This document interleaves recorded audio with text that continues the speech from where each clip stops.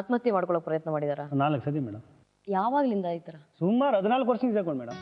ನಾನು ಒಂದು ಮಾನವ ದೃಷ್ಟಿಯಲ್ಲಿ ಅಮ್ಮನ ನಾನು ಏನೂ ಮಾಡ್ತಾ ಇಲ್ಲ. ನೀವು ಮಾನವೀಯತೆಯನ್ನೇ ಈಗ ತೋರಿಸ್ಬೇಕಾಗಿದೆ. ನನ್ನ ಲೆಕ್ಕದಲ್ಲಿ ಅವ್ರಿಗೇನೋ ಒಂದು ಭ್ರಮೆ ಇದೆ. ಯಾವುದೋ ಒಂದು ಮಾನಸಿಕ ತೊಂದರೆ ಇದೆ.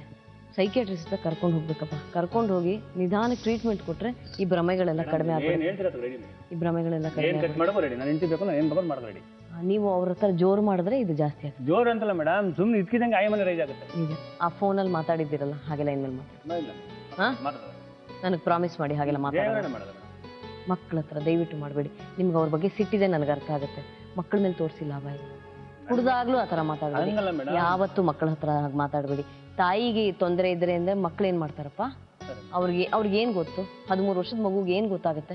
ನೀವು ಮಗನ್ ಹೀಗೆ ಮಾತಾಡ್ಸಿದ್ರೆ ಆ ಮಗು ಮೇಲೆ ಏನ್ ಪರಿಣಾಮ ಆಗುತ್ತೆ? ಅದೇಪ್ಪ, ನೀವು ರೆಕಾರ್ಡು ಅವ್ರು ನಿಮ್ಮನ್ನ ಮಾತಾಡ್ಸೋದನ್ನ ನೀವು ಇನ್ನೊಂದು ಮಗು ಮಾತಾಡ್ತಾ ಇದೆ ಅಂತ ಅನ್ಕೊಂಡು ನೀವು ಮುಂದುವರಿಬೇಕೀಗ. ತುಂಬಾ ಅಲ್ಕಾಮತ್ ಮಾಡ್ತಾಳೆ ಮೇಡಮ್. ಅಲ್ಲ, ಅವ್ರಿಗೆ ಗೊತ್ತಿದ್ದು ಮಾತಾಡ್ತಾ ಇಲ್ಲಪ್ಪ. ಯಾವುದೋ ಒಂದು ಭ್ರಮೆ ಇದೆ. ನೀವು ಖಂಡಿತ ಒಬ್ಬ ಸೈಕಿಯಾಟ್ರಿಸ್ಟ್ ಏನೋ ಮಾಡ್ತಾ ಕರ್ಕೊಂಡು ಹೋಗ್ತೀವಿ ಅಂತ ಅದನ್ನು ಎಲ್ಲ ಮಾಡಾಯ್ತು. ನಾನು ಹೇಳ್ತೀನಿ, ನಾನು ಕಳಿಸ್ಕೊಡ್ತೀನಿ. ಮಕ್ಕಳಿಗೆ ಸ್ವಲ್ಪ ದಿವಸ ವ್ಯವಸ್ಥೆ ಬೇರೆ ಕಡೆ ಮಾಡೋದೇ ಒಳ್ಳೇದು. ನೀವು ಹೆಂಗೆ ಹೇಳ್ತೀರಂಗೆ ಮೇಡಮ್? ನಿಮ್ಗೆ ಅರ್ಥ ಆಗ್ತಾ ಇದೆಯಾ ಅವ್ರಿಗೇನೋ ತೊಂದರೆ ಇರೋದು? ನೋಡಿ, ಆ ಕೆಂಪು ಬಾರ್ಡರ್ ಇರೋ ಬಿಳಿ ಸೀರೆ ವಿಧವೆ ಗುಡಿಸೋದು ಅಂತ ಇದಾರೆ. ನಮ್ಮಲ್ಲೆಲ್ಲ ಮದುವೆ ಗುಡಿಸೋ ಸೀರೆ ಅದು, ಅದಕ್ಕೆ ತರಿಸಿದ್ ನಾನು.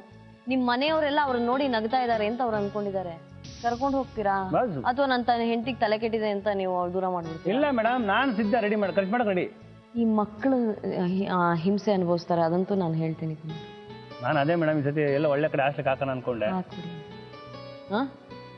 ಅವ್ರು ಎಷ್ಟು ಗಲಾಟೆ ಮಾಡೋದು. ಮಕ್ಕಳು ತಾಯಿ ಬಿಟ್ಟು ಬರಲ್ಲ ಅವು. ಇಲ್ಲ, ಆ ಮಕ್ಳಿಗೆ ಗೊತ್ತಾಗಲ್ಲ. ಖರ್ಚು ಕೇಳಿ ಮೇಡಮ್, ಮಕ್ಕಳು ಇಲ್ಲಪ್ಪ, ಗೊತ್ತಾಗಲ್ಲಪ್ಪ. ಅವ್ರ ತಾಯಿ ಹೇಳ್ಕೊಟ್ಟಿದ್ದನ್ ಸತ್ಯ ಅನ್ಕೋತಾರಪ್ಪ. ಎಲ್ಲ ಮಕ್ಕಳು ಹಾಗೆ ಅಲ್ವೇನಪ್ಪ? ನೀವು ಮಕ್ಕಳನ್ನ ದ್ವೇಷ ಮಾಡೋದು ಯಾವ ನ್ಯಾಯ? ನೀವು ಮೊದಲು ಆ ಮಕ್ಕಳಿಗೊಂದು ವ್ಯವಸ್ಥೆ ಮಾಡಿ. ಮೇಡಮ್,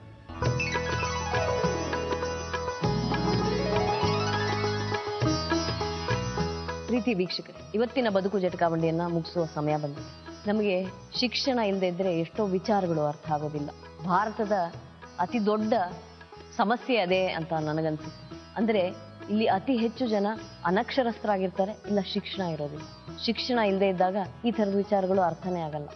ಲಕ್ಷ್ಮಿಯವರು ಯಾವುದೋ ಒಂದು ರೀತಿಯ ಸ್ಕೀಜೋಫ್ರೀನಿಯಾನ ಅನುಭವಿಸ್ತಾ ಇದ್ದಾರೆ ಅಂತ ನನಗನ್ಸುತ್ತೆ. ಒಂದೇ ಸಮನೆ ಮಾತಾಡ್ತಾ ಇಲ್ಲ, ಕನ್ಸಿಸ್ಟೆಂಟ್ ಆಗಿಲ್ಲ, ಜೊತೆಗೆ ತುಂಬಾ ವಿವಿಡ್ ಇಮ್ಯಾಜಿನೇಷನ್ ಇದೆ. ಆ ಇಮ್ಯಾಜಿನೇಷನ್ ಎಲ್ಲ ಸತ್ಯ ಅಂತ ಬೇರೆ ಅವ್ರು ಅನ್ಕೊಂಡಿದ್ದಾರೆ. ತಾನು ಏನೇನೋ ಕಲ್ಪನೆ ಮಾಡಿಕೊಂಡು ಅದೆಲ್ಲ ಸತ್ಯ ಅಂತ ಬೇರೆ ಅನ್ಕೊಂಡಿದ್ದಾರೆ.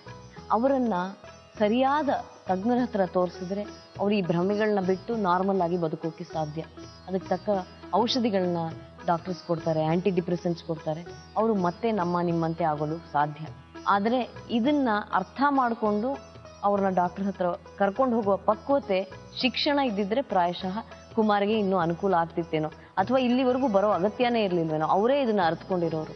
ಶಿಕ್ಷಣದ ಕೊರತೆ ಇರೋದ್ರಿಂದ ಅವ್ರಿಗಿದು ಅರ್ಥನೇ ಆಗಿಲ್ಲ. ಹೆಂಡತಿ ಜಗಳ ಆಡ್ತಾರೆ, ಬಾಯಿ ಮಾಡ್ತಾರೆ ಅಂತ ಅನ್ಕೊಂಡಿದ್ದಾರೆ. ತಾವು ಜಗಳ ಆಡ್ತಾ ಇರೋದು, ಬಾಯಿ ಮಾಡ್ತಾ ಇರೋದು, ಜೋರು ಮಾಡ್ತಾ ಇರೋದು, ಸಂದೇಹ ಪಡ್ತಾ ಇರೋದು, ಇದು ಯಾವುದು ಅವ್ರಿಗೆ ಗೊತ್ತೇ ಇಲ್ಲ. ಅವ್ರಿಗೆ ಗೊತ್ತಿಲ್ಲದೆ ಇದನ್ನೆಲ್ಲ ಮಾಡ್ತಾ ಇದ್ದಾರೆ ಲಕ್ಷ್ಮಿಯವರು. ಅದಕ್ಕೆ ತಕ್ಕ ಹಾಗೆ ಆ ಮಕ್ಕಳನ್ನು ತಾವು ಹೇಳಿದ್ದೆಲ್ಲ ಸತ್ಯ ಅನ್ನೋ ಹಾಗೆ ನಂಬಿಸಿ ಬೆಳೆಸ್ತಾ ಇದ್ದಾರೆ. ಈ ಪರಿಸ್ಥಿತಿಯಲ್ಲಿ ಆ ಮಕ್ಕಳನ್ನ ಸ್ವಲ್ಪ ದಿವಸದ ಮಟ್ಟಿಗೆ ಹಾಸ್ಟೆಲಲ್ಲಿ ಬಿಟ್ಟು ಲಕ್ಷ್ಮಿ ಆರೋಗ್ಯ ಚೆನ್ನಾಗಾಗೋವರೆಗೂ, ಮಾನಸಿಕ ಆರೋಗ್ಯ ಚೆನ್ನಾಗೋವರೆಗೂ ಆ ಮಕ್ಕಳನ್ನ ದೂರ ಇರೋದು ಒಳ್ಳೇದು ಅಂತ ನನಗನ್ಸುತ್ತೆ. ಇದೆಲ್ಲ ಕುಮಾರ್ಗೆ ಅರ್ಥ ಆಗ್ಬೇಕು. ತನ್ನ ಹೆಂಡತಿನೂ ಈಗ ಸದ್ಯದ ಪರಿಸ್ಥಿತಿಯಲ್ಲಿ ಒಂದು ಮಗುವಿನಷ್ಟೇ ಮುಗ್ಧೆ, ಮೃದು ಸ್ವಭಾವದವಳು. ಅವಳನ್ನು ಸರಿ ಮಾಡಬೇಕು, ಗುಣಪಡಿಸ್ಬೇಕು ಅನ್ನುವ ಮನೋಭಾವ ಕುಮಾರ್ಗೆ ಬರಬೇಕು. ನನ್ನ ಕೈಲಾದ ಅಡ್ವೈಸ್ನ ನಾನು ಮಾಡಿದ್ದೀನಿ. ಮುಂದಿನ ದಿನಗಳಲ್ಲಿ ಅವರಿಬ್ಬರು ಚೆನ್ನಾಗಾಗಲಿ ಅಂತ ನಾನು ಹಾರೈಸ್ತೀನಿ. ಇದರೊಂದಿಗೆ ಇವತ್ತಿನ ಬದುಕು ಜಟಕಾ ಬಂಡಿನ ಮುಗಿಸೋ ಸಮಯ ಬಂದಿದೆ. ಮತ್ತೊಂದು ಸಂಚಿಕೆಯಲ್ಲಿ ನಿಮ್ಮನ್ನ ಭೇಟಿಯಾಗ್ತೀನಿ.